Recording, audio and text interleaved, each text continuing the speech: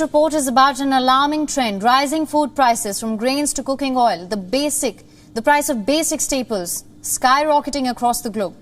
The reason for this is the war in Ukraine and droughts fueled by climate change. For countries, this is an alarming situation. Price hikes are worsening already existing food crisis, fueling protests in several countries across the world. In Argentina, thousands of farmers protested in Buenos Aires. This was against President Alberto Fernandez. His policies to curb inflation have been slammed by the agricultural sector.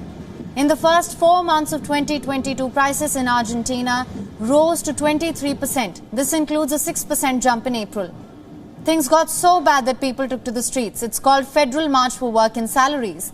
They demanded jobs, security, and a basic living wage.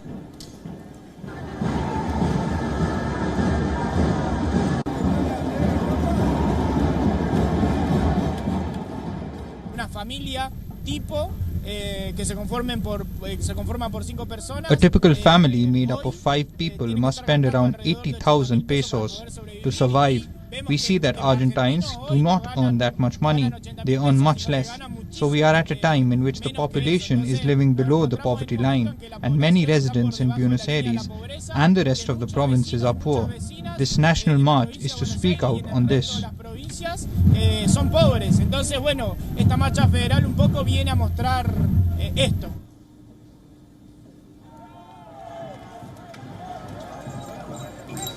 Not just in Argentina, people took to the streets all across Latin America. Protests continued in Chile, Uruguay, Venezuela, Colombia, as people slammed the rising cost of living.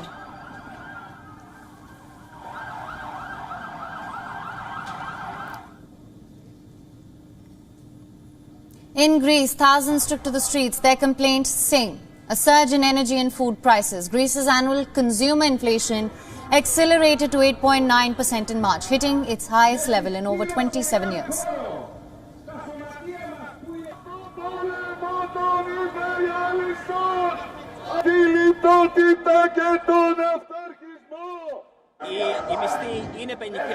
The wages are meager in comparison to the rising prices at the current time.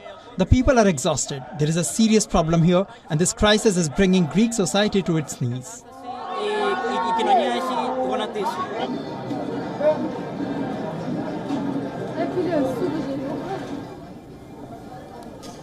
In West Asia too, the situation is no different. Prices of some essentials have shot up by as much as 300%. The surge has triggered widespread unrest. Earlier this month, Tehran slashed subsidies on basic food items. New prices of wheat and flour were announced. This is how people reacted to this. These protesters, they're chanting "Death to Raisi." It got so bad that the president himself issued a response. He refused to restore the subsidies, saying that he won't shy away from making hard choices.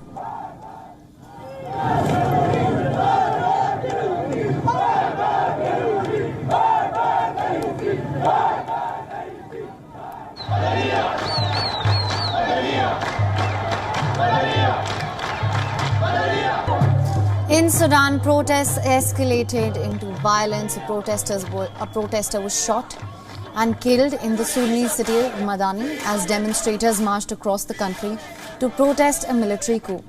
Sudan's currency has lost more than a third of its value since the coup, rapidly driving up prices of food, fuel, other goods. Global food prices started to rise in mid-2020. This was when businesses shut down due to the pandemic. Since then, there have been problems with key crops in many parts of the world. The Ukraine war dramatically worsened the outlook for food prices. The UN Food Agency says prices hit an all-time record in February and then again in March. The big question here is, when will the prices come down? That's hard to say. Agricultural production depends on hard-to-predict factors like weather. The United Nations says the problem of global food security cannot be solved without restoring Ukrainian agricultural production and Russian food output. The World Bank forecasts that the wheat prices could rise more than 40% in 2022. The sharp rise in fertilizer prices could also discourage farmers. This could bring down yields and result in lower production. As climate warms, extreme weather is becoming more common, posing yet another risk to crop production across the globe. If you see something, say something.